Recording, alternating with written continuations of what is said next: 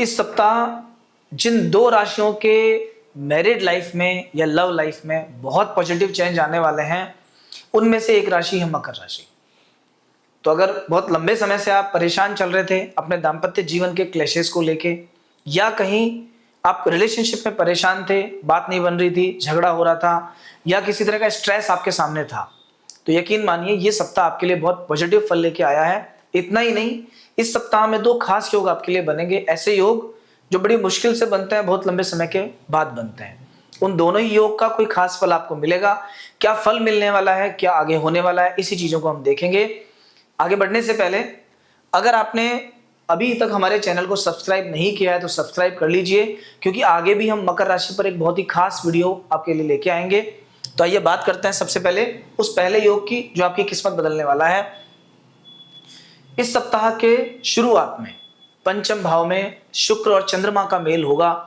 शुक्र अपनी राशि में स्थित है, चंद्रमा उच्च राशि में स्थित है, दोनों ही शुभ ग्रह बलवान है। पंचम भाव को त्रिकोण भाव कहा जाता है, लक्ष्मी भाव कहा जाता है। शुक्र खुद लक्ष्मीपति है, खुद शुक्र लक्ष्मी के कारक ग्रह हैं।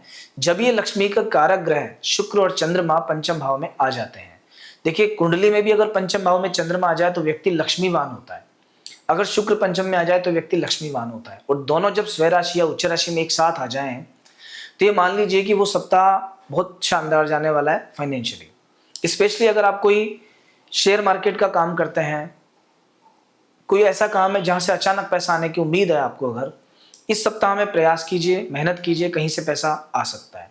दूसरा जो इसका सबसे अच्छा फल है, ये क्या करता है कि ये बिगड़े हुए रिश्ते सुधार देता है।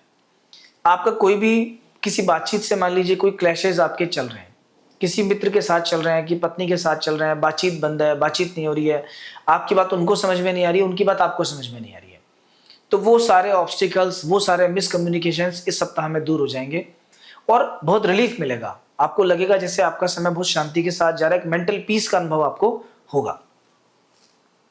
दूसरा जो एक खास योग है इस कुंडली में अभी बनेगा, वो है गुरु और चंद्रमा का गजकेसरी योग। गुरु और चंद्रमा ज्योतिष शास्त्र में बहुत महत्वपूर्ण स्थान रखते हैं। जब भी इनका गजकेसरी योग बनता है तो व्यक्ति को उच्चाधिकारियों से, उच्च पदाधिकारियों से, ब्यूरोक्रेट से, या मिलेनियर बिलेनियर जो लोग होते हैं उनसे फायदा होता है।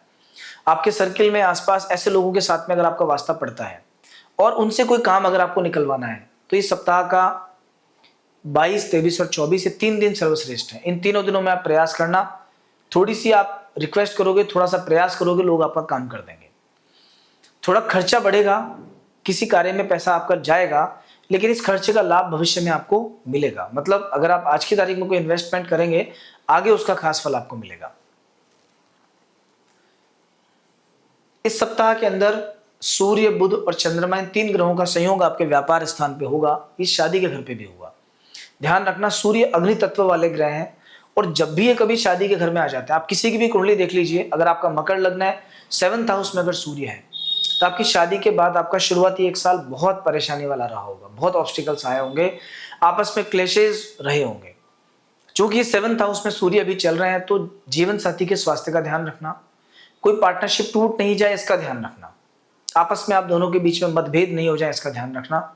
तो 24-25 तारीख में इन 2 चीजों का ध्यान आपको विशेष अभी रखते हुए चलना पड़ेगा। हालांकि एक और खास योग इस कुंडली में बना हुआ है। देखिए, भाग्य स्थान का स्वामी अपने से एकादश में है, सप्तम भाव का स्वामी अपने से एकादश में है, मतलब बुध यहाँ है, चंद्रमा यहाँ है। ये योग जो बनता है ये बहुत रेयर योग होता है। इसका अर्थ है कि व्यक्ति के भाग्य से उसकी पत्नी को या पति को लाभ होना, या जीवन साथी के भाग्य से खुद व्यक्ति को लाभ होना, पार्टनरशिप में किए गए किसी भी कार्य से व्यक्ति को विशेष मेहनत, विशेष फायदा मिलना, कि पता चला आपने किसी से कोई कोलैबोरेशन कर लिया, मेहनत वो व्यक्ति ज्यादा कर रहा है लेकिन फायदा आपको मिलेगा। तो ये उस तरह का योग है। इस समय पर मैरिड लाइफ को लेकर विशेष अच्छे योग बने हुए हैं। अगर किसी व्यक्ति की शादी का रिश्ता तय नहीं हो रहा, बड़ी दिक्कतें आ रही, अड़चने आ रही, इस सप्ताह में प्रयास कीजिए, कहीं कुछ रिश्ता बैठने के चांस बहुत ज्यादा बनते हैं। ओवरऑल मकर राशि के व्यक्तियों को सिर्फ और सिर्फ ये जो अष्टम भाव में केतु मंगल का योग बना हुआ है ना, इससे सावधान रहना है, क्योंकि ये जो केतु मंगल का योग है ये व्यक्ति की लाइफ में शारीरिक समस्याएं क्रिएट करता है, एक्सीडेंट के योग बनाता है, अचानक समस्याएं क्रिएट करता है। तो ध्यान रखना किसी भी तरह की दुर्घटना, परेशानी, इन सबसे बच के रहना। व्हीकल चलाते समय सावधानी रखना। कम से कम घर से निकलो जब 3 बार नारायण नारायण मंत्र का उच्चारण करना। 5 बड़े महात्माओं को, संतों को, भक्तों को याद करना। जब आप उनको याद करके निकलेंगे तो सारा समय आपका उससे ठीक जाएगा। बाकी ओवरऑल ये सप्ताह बहुत अच्छा है। मकर राशि पर एक स्पेशल वीडियो हम लेके आएंगे, जैसा हमने बताया। चैनल को लाइक और सब्सक्राइब कीजिए और ये वीडियो आपको कैसा लगा बताइएगा। जय श्री कृष्णा, जय श्री राम।